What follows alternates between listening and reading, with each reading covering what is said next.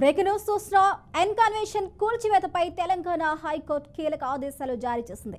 వెంటనే కూల్చివేతలు ఆపాలని మధ్యంతర ఉత్తర్వులు జారీ చేసింది. మాదాపూర్లోని తుమ్మిడి చెరువును కబ్జా చేసి ఎన్ కన్వెన్షన్ నిర్మించారనే ఫిర్యాదులతో ఉదయం హైడ్రా కూల్చివేతలు ప్రారంభించింది. హైడ్రా చర్యలపై ఎన్ కన్వెన్షన్ యజమాని ప్రముఖ సినీ నటుడు అక్కినేని నాగార్జున హైకోర్టులో హౌస్ మోషన్ పిటిషన్ దాఖలు చేశారు.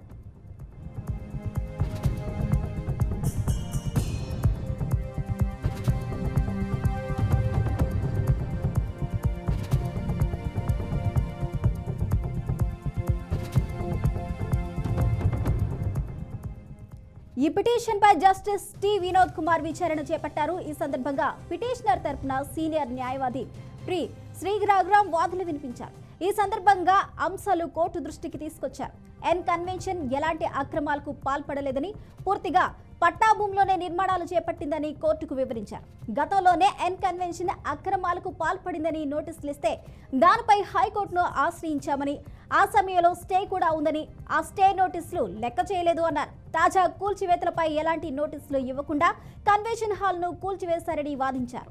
నిబంధనలకు విరుద్ధంగా అధికారులు వ్యవహరించారని కోర్టుకు తెలపగా వాదనలో విన్న న్యాయస్థానం కూల్చివేతలను ఆపాలని మధ్యంతర ఉత్తర్వులు జారీ చేసింది. హైకోర్టు మధ్యంతర ఉత్తర్వులు జారీ చేయడం హాట్ టాపిక్గా మారింది.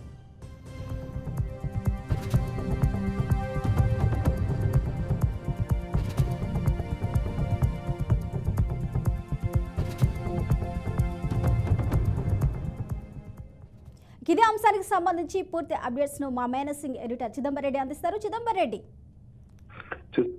ఉదయం నుంచి ఒక హైడ్రామా నెలకొన్న నేపథ్యం మనం చూస్తే కన్వెన్షన్ సంబంధించి తప్పుగా దశాబ్దాల నుండి ఇష్యూ నడుస్తుంది. అయితే హైడ్రాని తక్కువ చేసినటువంటి మోరల్ దెబ్బతీసేందుకు ప్రతి ఒక్క సందర్భంలోనూ ప్రతి ఒక్కరు వాడిన మాట ఏంటంటే, నిజంగానే హైడ్రా అంత కరెక్ట్ గా పనిచేస్తుంటే చెందిన కన్వెన్షన్ కూల్చివేసేదంటూ డిస్కస్ చేయడము. గతంలో ఈ విషయానికి సంబంధించి ఇప్పుడు ముఖ్యమంత్రి ఉన్న రేవంత్ రెడ్డి గతంలో అటు అసెంబ్లీలో కానివ్వండి బయట కానీ కన్వెన్షన్ అన్నది పూర్తి స్థాయిలో ఆక్రమితమైన చెరువులను కబ్జా చేసి పెట్టారు అనే విషయాన్ని చెబుతున్న నేపథ్యంలో దీని మీద జరగలేదు అనుకుంటారు. అయితే ఈ రోజు మాత్రం నాగార్జునకి సంబంధించిన కన్వెన్షన్ కూల్చివేత ఉదయమే ప్రారంభమైంది. దాదాపుగా 330 గుంటల్లో ఉన్న భూమిని కన్వెన్షన్ కూల్చివేత ప్రారంభమైన తర్వాత ఆయన వెంటనే హైకోర్టుకు వెళ్లారు. లంచ్ మోషన్ పిటిషన్ దాఖలు ఇచ్చారు. లంచ్ మోషన్ పిటిషన్ దాఖలు చేసి అది వెంటనే దాని మీద స్టే అనుకోవడంతో కోర్టు కూడా అతని అభ్యర్థిని పరిగణించి ప్రస్తుతానికి స్టే ఇచ్చింది. ఇప్పుడు ఏదైతే ఉందో అదే స్టేటస్ మెయింటైన్ చేయాలని చెప్పేసి ఒక ఆర్డర్ అయితే ఇచ్చింది. అయితే ఈ స్టే విధించే క్రమంలో కూడా చాలా క్లియర్ గా నాగార్జున చేసిన వ్యాఖ్యలు ఏంటంటే, మొదటిది మేము ఒక సెంటు భూమి కూడా ఎలాంటి ఆక్రమణ చేయలేదు, అది పూర్తి స్థాయిలో పట్టంలోనే మేము కట్టాం కాబట్టి ఇప్పుడు ఏదైతే కూల్చి చేస్తా అది కరెక్ట్ కాదు అనే మాట ఒకటి మాట్లాడడం. అంతేకాకుండా ఎలాంటి నోటీస్ ఇవ్వకుండా కేవలం నోటీస్ అక్కడికి కూడా అంటే వాటికి అడ్డబెట్టి ఈ కార్యక్రమం మొత్తం చేపట్టడం అన్నది రాజ్యాంగ విరుద్ధం, చట్ట విరుద్ధమైన విధంగా కూడా తను మాట్లాడే ప్రయత్నం కూడా చేశారు.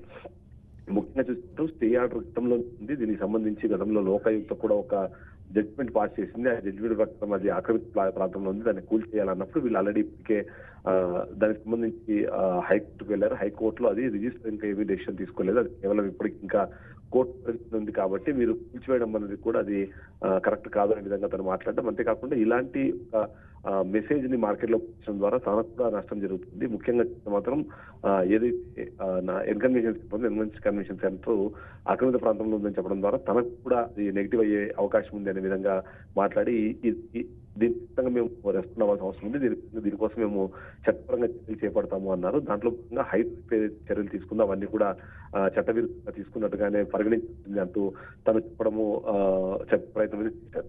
అయితే సందర్భంలో ఇది చేసే క్రమంలో కూడా తన్ని ఎగ్జాగరేట్ ఇచ్చడానికి కూడా తప్పుబట్టి కనిపిస్తుంది. అంతేకాకుండా ప్రైవేట్ స్థలం నిర్మించిన ఒక భవనాన్ని కూలగొట్టాలంటే దానికి ఒక ప్రొసీజర్ ఏది ఫాలో అవ్వలేదు. అర్జెంట్ గా హై ఎక్విప్మెంట్ తీసుకొచ్చే దాదాపు 3 గంటల్లోనే ఈ మొత్తం కూల్చివేతను చేపట్టడాన్ని కూడా పట్టారు. అదంతా చూస్తే మాత్రం ఖచ్చితంగా ఇప్పుడు స్టే ఆర్డర్ వచ్చిన తర్వాత ఫర్దర్ గా డెసిషన్ ఎలా ఉంటుంది. అంతేకాకుండా హైదరాబాద్కి సంబంధించిన ఈ రోజు ఎవరికి సరే స్టే అనేది ఇవ్వలేదు. మొదటి స్థాయిగా చెప్పాలంటే మాత్రం ఇప్పుడు హైదరాబాద్ స్టే గానే మనం చెప్పాల్సిన అవసరం. Right, thank you Chidambar Reddy.